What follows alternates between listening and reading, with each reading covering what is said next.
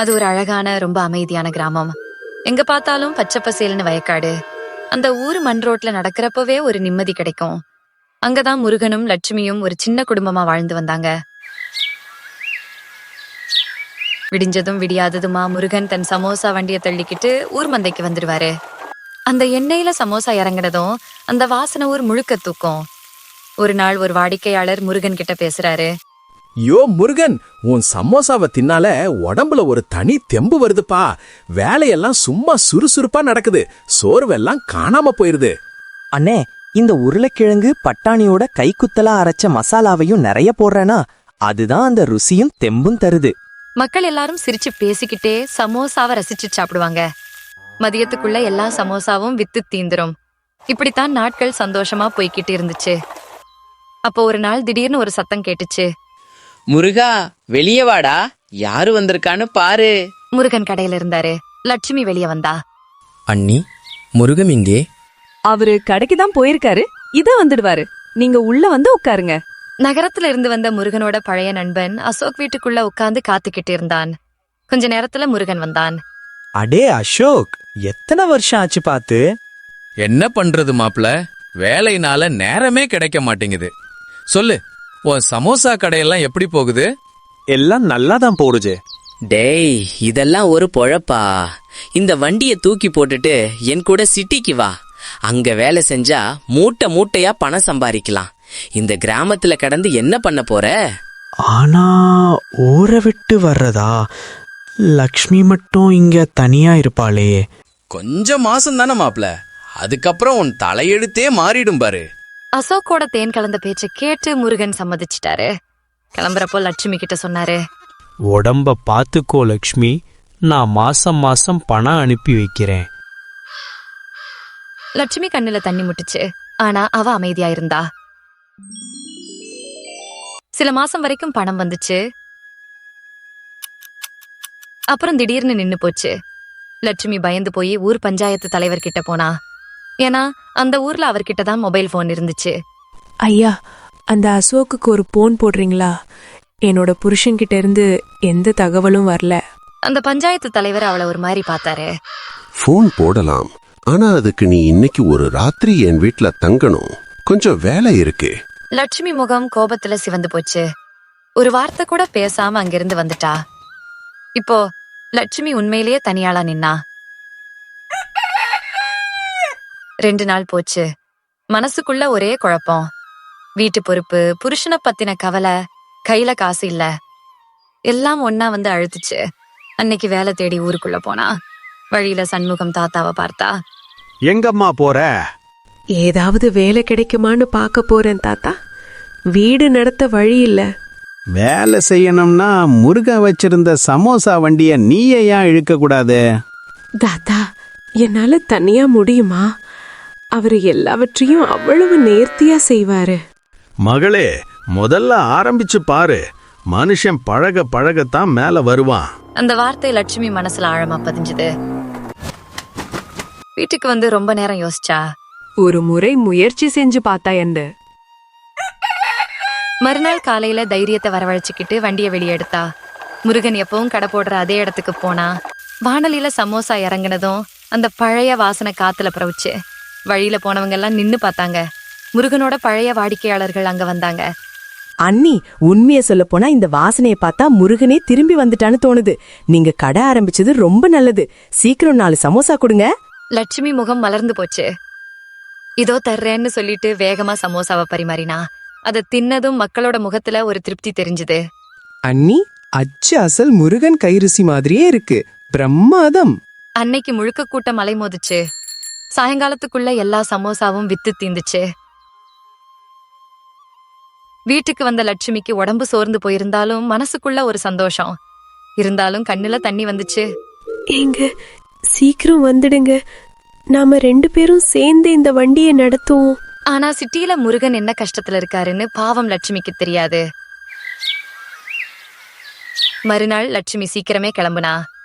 வண்டி எடுக்க கதவை திறந்தப்போ வாசல்ல அசோக் நின்னா. அவனை பார்த்ததும் லட்சுமி முகம் பிரகாசமாச்சு. அசோக் அண்ணா, அவரு எங்கே வந்தாரா? ஏன் வரல? இல்லாண்டி, முருகனால வர முடியல. பாஸ் நிறைய வேலை கொடுத்துட்டாரு, அதுலதான் மாட்டிக்கிட்டு இருக்காரு. லட்சுமி முகம் வாடி போச்சு. எப்போ வருவாருன்னு தெரியாது. ஆனா அவருக்கு உங்ககிட்ட இருந்து ஒரு உதவி வேணும். என்ன உதவி? அவரு ஒரு பெரிய ப்ராஜெக்ட்ல வேலை செய்யறாரு. கொஞ்சம் பணம் தேவைப்படுது. உங்ககிட்ட இருக்கிற நகையெல்லாம் கழட்டி தர சொன்னாரு. லட்சுமி ஒரு நிமிஷம் கூட யோசிக்கல. மறுவார்த்தை பேசாம உள்ள போய் தன் நகையெல்லாம் கொண்டு வந்து அசோக் கையில கொடுத்தா. சரி அண்ணி, நான் கிளம்புறேன், எனக்கும் வேலை இருக்கு. அவன் கிளம்பிட்டான். ஆனா லட்சுமி மனசுல ஒரே கேள்வி, முருகன் எப்ப வருவாரு? பாவம் லட்சுமிக்கு தெரியாது அந்த அசோக் முருகனை என்ன பாடுபடுத்தி வச்சிருக்கான்னு. லட்சுமி வண்டியை எடுத்துக்கிட்டு மந்தைக்கு போனா. சமோசா போட ஆரம்பிச்சா வாசனை வந்துச்சு. ஆனா அன்னைக்கு கூட்டம் இல்ல. நேரம் ஓடிக்கிட்டே இருந்துச்சு, ஒருத்தரும் வரல. அப்போ மஞ்சு அங்க வந்தா. லட்சுமி அவளை கூப்பிட்டா. நேத்து சமோசா புடிச்சதுன்னு சொன்னியே மஞ்சு, இன்னைக்கு ஏன் வரல? அக்கா, சமோசா நல்லாதான் இருக்கு. ஆனா ஊருக்குள்ள புதுசா ஒரு பீட்சா கடை வந்துடுச்சு. எல்லாரும் அங்கேதான் போயிருக்காங்க. நானும் இப்போ அங்கிருந்து தான் வாங்கிட்டு வர்றேன். லட்சுமி மனசு உடைஞ்சு போச்சு. அன்னைக்கு ஒருத்தர் கூட வரல. வீட்டுக்கு திரும்பின லட்சுமி யோசிச்சா, இனி என்ன பண்றது? இல்ல, இதுக்கு மேல முடியாது. நானே சிட்டிக்கு போய் என் புருஷனை கூட்டிட்டு வருவேன். லட்சுமி கிளம்புறப்போ அந்த பீட்சா கடைய பார்த்தா. ஒரு சிட்டி பையன் பீட்சா போட்டுக்கிட்டு இருந்தான். அப்படி கூட்டம் அலை மோதுது. அங்க முருகனோட பழைய நண்பன் ஒருத்தன் பீட்சா வாங்கிட்டு போறத பார்த்தா. என்ன நீங்களும் பீட்சா சாப்பிட வந்தீங்களா? இல்லப்பா, சும்மா என்ன கூட்டம்னு பார்த்த. ஒரு தடவை தின்னு பாருங்க அண்ணி, டேஸ்ட் சூப்பரா இருக்கும். லட்சுமி ஆர்வமா கேக்குறா. தம்பி, இதுல அப்படி என்னதான் இருக்குன்னு எல்லாரும் இதுக்கு பின்னால அலையறீங்க? இதுல இருக்கிற காய்கறி மசாலா அந்த சுவையே தனி அண்ணி, அதனாலதான் இது இவ்வளோ ஃபேமஸ். இது என்ன விலை? 100 ரூபாய் அண்ணி. இதை கேட்டதும் லட்சுமி மண்டையில ஒரு பல்பு எரியுது. சமோசாவுக்குள்ள பீட்சாவோட காய்கறிகளையும் மசாலாவையும் வச்சா என்ன? உடனே மார்க்கெட்டுக்கு ஓடினா. குடைமிளகாய், வெங்காயம், சோளம், பீட்சா மசாலா எல்லாம் வாங்கிட்டு வந்து சமைக்க ஆரம்பிச்சா.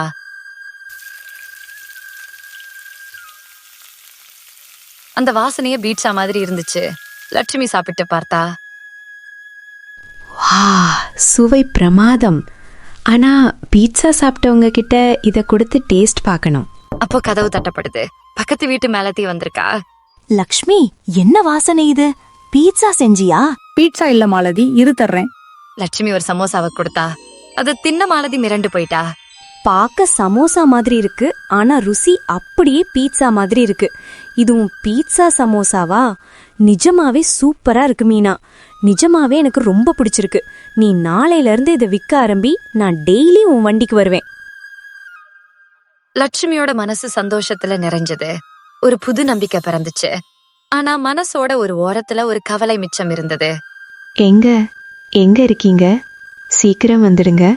உங்களை எதிர்பார்த்து என் காத்திருப்பு ரொம்ப நீண்டுகிட்டே போகுது. அப்ப தூரத்துல இருந்து யாரோ ஓடி வர்ற சத்தம் கேட்டுச்சு. முருகன் மூச்சிரைக்க, வேர்த்து விறுவிறுக்க லட்சுமியை நோக்கி ஓடி வந்தாரு. லக்ஷ்மி, சீக்கிரம் உள்ள போ, எனக்கு அசோக்கால ஆபத்து இருக்கு. என்னது? அசோக் அண்ணாவால ஆபத்தா? ஏன், எதுக்கு? முதல்ல உள்ள போ, நான் எல்லாத்தையும் சொல்றேன். 2 பேரும் உள்ள போனாங்க. முருகன் பயங்கரமா பயந்து போயிருந்தாரு. ஏங்க, என்ன நடந்துச்சு? தெளிவா சொல்லுங்க, எனக்கு ரொம்ப பயமா இருக்கு. லக்ஷ்மி, அந்த அசோக் என்ன சிட்டிக்கு கூட்டிட்டு போனா. அங்க ஒரு பெரிய பிசினஸ் மேன் கூட சேர்ந்து என்ன ஒரு மோசடி வேலையில மாட்டி விட்டுட்டான். முருகன் என்ன நடந்துடுன்னு சொல்ல ஆரம்பிச்சான். நகரத்துக்கு போன முதல் வாரம் முருகனுக்கு பிரம்மாண்டமா இருந்தது. அசோக் அவரை ஒரு பெரிய ஆபீஸுக்கு கூட்டிட்டு போனான். அங்க கோட் சூட் போட்ட ஒருத்தர் முருகனை பார்த்து சிரிச்சாரு. டே முருகா, இவர்தான் பெரிய பிசினஸ் மேன். இவரோட கம்பெனில உன்னை மேனேஜர் ஆக்க போறேன். முதல்ல இந்த பேப்பர்ல கையெழுத்து போடு.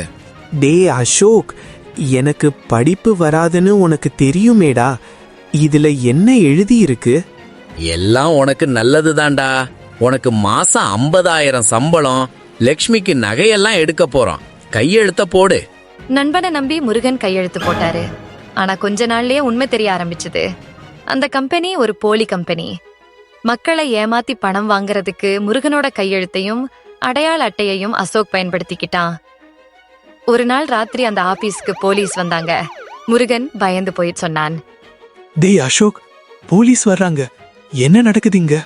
டேய் முட்டாள் முருகா, எல்லா திருட்டு வேலைக்கும் உன் பேரைத்தான் கொடுத்துருக்கோம். இப்போ போலீஸ் ஒன்னத்தான் பிடிக்கும். தப்பிக்கணும்னா ஓடி போயிரு. முருகன் அதிர்ச்சியில உறைஞ்சு போயிட்டாரு. தான் நம்பின நண்பனே தன்னை ஒரு பலிகடா ஆக்கிட்டான்னு புரிஞ்சது. அசோக் அங்கிருந்த பணப்பெட்டியோட தப்பிச்சு ஓட பார்த்தான். ஆனா முருகன் அவனை தடுக்க போனாரு. பொண்டாட்டி பிள்ளைய விட்டுட்டு உன்னை நம்பி வந்தண்டா, இப்படி பண்ணிட்டியே. உன் குடும்பம் பிச்சை எடுக்க போகுது பாரு. இனிமே நீ ஜெயிலுக்கு தான் போவ. அசோக் அங்கிருந்த ஒரு இரும்பு ராடால முருகனை தாக்க பார்த்தான். ஆனா முருகன் தப்பிச்சு அந்த இருட்டுல நகரத்து தெருக்கள்ல ஓட ஆரம்பிச்சாரு. ஒரு வாரம் சாப்பாடு இல்லாம ஒளிஞ்சு மறைஞ்சு எப்படியோ ஒரு லாரியில ஏறி தன் கிராமத்துக்கு வந்து சேர்ந்தாரு. தான் ஏமாந்ததை விட தன் குடும்பத்துக்கு தான் ஒரு பாரமா ஆயிடக்கூடாதுங்கிற வைராக்கியம் தான் அவரை ஓடி வர வச்சது. ஐயோ, ஆனா அசோக் உங்க சின்ன வயசு நண்பனாச்சே, அவர் ஏன் இப்படி பண்ணாரு? பண ஆசை லக்ஷ்மி, அது மனுஷனை குருடாக்கிடும். இப்போ அவனும் அவனோட ஆட்களும் என்ன தேடிக்கிட்டு கிராமத்துக்கு வர்றாங்க. லட்சுமி பதறி போனா. லக்ஷ்மி, சிட்டி ஒன்னும் நம்மள மாதிரி வெள்ளந்தி மனுஷங்க வாழற இடம் இல்லம்மா. அங்க பணத்துக்காக பெத்தவங்க கூட ஏமாத்துவாங்க. இனிமே இந்த சமோசா வண்டி தான் நம்ம உலகம். லட்சுமி நம்பிக்கையோட சொன்னா. கவலைப்படாதீங்க, நம்ம உழைப்பு என்னைக்கும் வீண் போகாது. நாம உடனே போலீஸ் ஸ்டேஷன் போகணும். ஆமா, அதுதான் சரி. வா, சீக்கிரம் போவோம். உடனே முருகனும் லட்சுமியும் போலீஸ் ஸ்டேஷனுக்கு போனாங்க. அங்க இன்ஸ்பெக்டர் முன்னாடி முருகன் எல்லா உண்மைகளையும் சொன்னாரு. சார், அசோக் என்னையும் என் குடும்பத்தையும் மட்டும் இல்ல, நகரத்துல என்ன தெரியாம கையெழுத்து போட வச்சு நிறைய மக்களை ஏமாத்தியிருக்கான். அந்த ஆபீஸ்ல நடந்த எல்லா மோசடிக்கும் அவனே தான் காரணம். இதுக்கு அந்த ஆபீஸ் மேனேஜரும் அவனுக்கு துணியா இருந்தாரு. நான் தப்பிச்சு வராம இருந்திருந்தா இன்னைக்கு நான் தப்பு செய்யாமலேயே ஜெயிலுக்கு போயிருப்பேன் சார். கவலைப்படாதீங்க முருகன். நீங்க கொடுத்த இந்த தகவலை வச்சு நகரத்தில் இருக்கிற அந்த போலி கம்பெனியையும் நாங்க சீல் வைப்போம். அசோக்குக்கும் அவனோட கூட்டாளிகளுக்கும் தக்க தண்டனை வாங்கி தர்றோம். நீங்க கொடுத்த நகைகளும் கண்டிப்பா உங்க கைக்கு வந்து சேரும். நன்றிங்க சார். என் கௌரவம் திரும்ப கிடைச்சா அதுவே போதும். நீங்க 2 பேரும் வீட்டுக்கு போங்க. நாங்க மறைஞ்சு இருந்து கவனிப்போம். அசோக்கும் அவனோட ஆட்களும் வந்த உடனே அவங்கள அமுக்கிடலாம். சார், அவங்க ரொம்ப ஆபத்தானவங்க. எங்களுக்கு எதுவும் ஆகாதே. பயப்படாதீங்க, நாங்க இருக்கோம்ல. முருகனும் லட்சுமியும் வீட்டுக்கு வந்தாங்க. கொஞ்ச நேரத்துல அசோக் 2 ஆட்களோட முருகன் வீட்டுக்கு வந்தான். வெளியே இருந்தே சத்தம் போட்டான். டேய் முருகா, வீட்டுக்கு வந்துட்டியா? வெளியே வாடா, உன்கிட்ட கொஞ்சம் வேலை இருக்கு. உள்ள போலீஸ் இருக்கிறது அந்த பாவிக்கு தெரியாது. கதவு திறந்ததும் முன்னாடி இன்ஸ்பெக்டரை பார்த்ததும் அசோக்குக்கும் கதி கலங்கிடுச்சு. அவன் ஓட பார்த்தான். ஆனா பின்னாடி இருந்த 2 போலீசார் அவனை தட்டி தூக்குனாங்க. 3 பேரையும் ஸ்டேஷனுக்கு கூட்டிட்டு போனாங்க. முருகனும் லட்சுமியும் நிம்மதி பெருமூச்சு விட்டாங்க. நல்ல வேலை, நீங்க பத்திரமா வந்துட்டீங்க. நாளைக்கு உங்களுக்கு ஒரு சர்ப்ரைஸ் இருக்கு. சர்ப்ரைஸா? அது என்னது? நாளைக்கு கடைக்கு வந்தா உங்களுக்கே தெரியும். மறுநாள் காலையில முருகனும் லட்சுமியும் வண்டியை தள்ளிக்கிட்டு தங்களோட பழைய இடத்துக்கு போனாங்க. சமோசாவில ஏதோ புதுசா செஞ்சிருக்கிறத லட்சுமி இன்னும் அவர்கிட்ட சொல்லல. எண்ணெயில சமோசா இறங்குனதும் ஒரு புதுவிதமான வாசனை காத்துல பிரவுச்சு. முருகன் ஆச்சரியமா கேட்டாரு. லக்ஷ்மி, இன்னைக்கு சமோசாவுல இருந்து வேற ஏதோ வாசனை வருது. புதுசா மசாலா எதுவும் போட்டியா? இதுதான் அந்த சர்ப்ரைஸ். புது மசாலா மட்டும் இல்ல, நான் சமோசாவையே புதுசா மாத்திட்டேன். ஏன், எதுக்கு இப்படி? அப்போ லட்சுமி அந்த பீட்சா கடை வந்த கதையையும் தன் வண்டியில கூட்டம் குறைஞ்சதையும் எல்லாத்தையும் சொன்னா. சர்ப்ரைஸ் எல்லாம் சரிதான் லட்சுமி, ஆனா ஜனங்களுக்கு இது பிடிக்குமான்னு பார்க்கணுமே. அப்புறம் இத என்ன விலைக்கு விற்போம்? அந்த கடையில பீட்சா 100 ரூபாய். ஆனா நமக்கு ஒரு பீட்சா சமோசா செய்ய 12 ரூபாய் தான் ஆகுது. அப்போ இத 20 ரூபாய்க்கு விக்கலாமா? ஆமாங்க, 20 ரூபாய்க்கு பீட்சா சமோசா. முருகன் உடனே சத்தம் போட்டு கூப்பிட ஆரம்பிச்சாரு. வாங்க வாங்க, வெறும் 20 ரூபாய்க்கு சூடான பீட்சா சமோசா சாப்பிடுங்க. ஜனங்க நிக்க ஆரம்பிச்சாங்க. சில பழைய வாடிக்கையாளர்கள் வந்தாங்க. என்ன முருகன், எப்போ வந்து? அதை விடுங்க தம்பி, பீட்சா சமோசாவா? அது என்னது?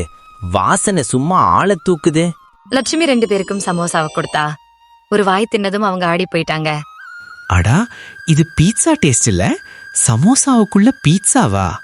ரொம்ப ருசியா இருக்கு தம்பி. வெறும் 20 ரூபாய் தானா? நிஜமாவே சூப்பர். 20 ரூபாயில பீட்சாவும் கிடைக்குது, சமோசாவும் கிடைக்குது. இனிமே டெய்லி நாங்க இங்க தான் வருவோம். மெதுவா கூட்டம் அதிகமாக ஆரம்பிச்சது. அந்த பீட்சா கடைக்கு போன ஜனங்க எல்லாம் இப்போ முருகனோட வண்டிக்கு திரும்பி வர ஆரம்பிச்சாங்க. கொஞ்ச நேரத்துல எல்லா சமோசாவும் வித்து தீந்துடுச்சு. அந்த பீட்சா சமோசா இப்போ வெறும் ஒரு பலகாரம் மட்டும் இல்ல, அது முருகனும் லட்சுமியும் ஒருத்தர் மேல ஒருத்தர் வச்சிருந்த நம்பிக்கையோட அடையாளம். அசோக் செஞ்ச துரோகம் முருகனை ஒரு நிமிஷம் நிலைகுலைய வச்சாலும், லட்சுமியோட அன்பும் அந்த பீட்சா சமோசா கொடுத்த நம்பிக்கையும் அவங்களை மீண்டும் தலை நிமிர்ந்து வாழ வச்சது. அந்த ருசி, உழைப்பு மற்றும் நேர்மையோட அவங்க வாழ்க்கை சந்தோஷமா இருந்தது. இந்த கதை உங்களுக்கு பிடிச்சிருந்தா ஹைப் பட்டனை கிளிக் பண்ணி லைக், ஷேர் மற்றும் சப்ஸ்கிரைப் பண்ணுங்க. நன்றி, வணக்கம்.